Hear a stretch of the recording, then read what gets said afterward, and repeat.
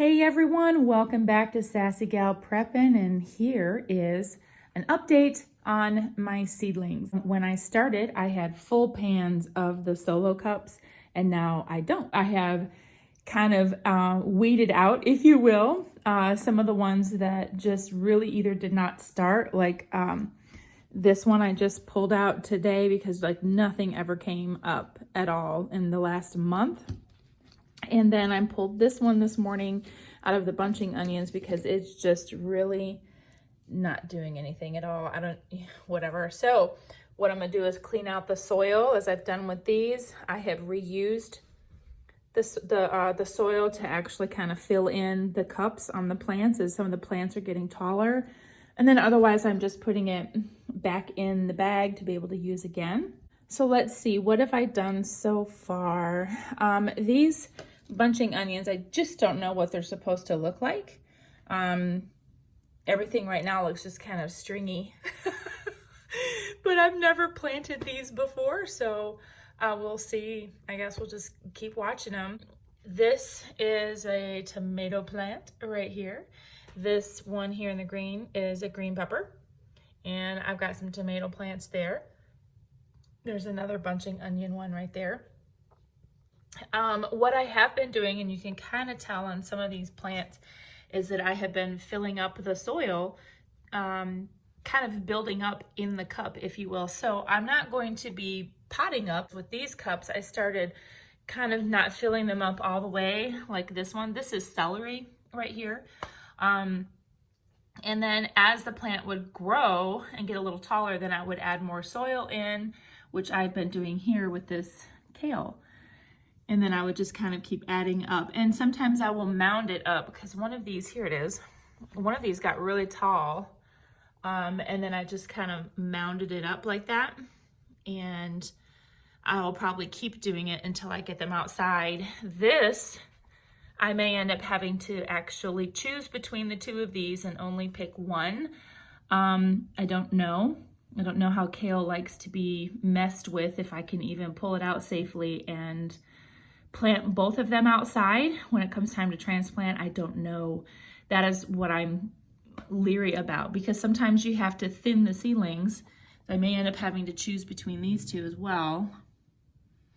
And I don't know, we'll see. I've already thinned out some of the celery in this one because apparently I dropped a bunch in here. The seeds are so stinking small you can't see them, but there's one there that has 3 leaves right there. They're looking good, but I'm gonna have to thin them out. Here's another one over here. There's another celery.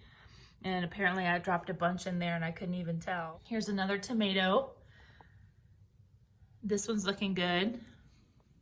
This one is a lettuce. I think this is one of the only ones I have left. My lettuce did not do very well at all. And in fact, this one looks pretty pale. So I don't think this one's going to make it as well. I may end up having to either try to direct sow outside, or I'm just gonna have to keep growing lettuce in my hydroponics garden. Now what I've been doing, I water in the pan. I pour the water in the bottom of the pan, just so it comes up over the bottom of the cup, because this is where I put in the holes. I don't know if you can actually see any of the, yeah, where I actually put some holes in the bottom of the cups there. So it covers that, it comes up to that first, that lip on the cup, and then I check it after a couple hours just to make sure that all the water has been soaked up. And if it hasn't, let's say you've gone 2 or 3 hours and your plants are still sitting, you know, in a puddle, basically, then you're gonna wanna dump the water out from the pan so that the plants aren't sitting in it. Okay. And then this is the liquid fertilizer that I'm using. I mix it half strength. So whatever the instructions are on the back of your fertilizer, your liquid fertilizer, mix it half strength for seedlings. And so anyway, that is the update, my 1 month update of the seedling starting that we have. And I think that I showed you everything that I'm growing, and how everything is coming along. The grow light seems to be doing well. I actually think what is helping a lot is that my room gets really bright. I have these French doors here and that window up there. Plus I have all of these windows. I have these windows in here that get really bright. I feel like I have to wear sunglasses in this room. It gets so bright. And so sometimes I see these seedlings turning toward the light, they'll actually kind of start reaching over toward the window, kind of like what this one is doing a little bit. So I will come around and I will turn it back this way. So if it wants to reach again, it'll start going that way. Plus the fan, you saw a little short video that I did where I had the fan blowing on these. That's important to give your seedlings strength. It helps to build them up so that they're nice and, you know, springy, not floppy. Okay, so that's supposed to help with that. And so I have rotated these around a little bit. Sometimes I feel that some need a little bit more exercise than the others.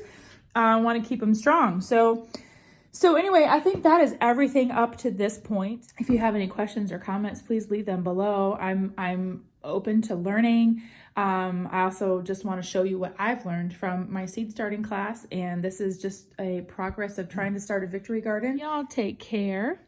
And until next time, stay sassy, but keep it classy.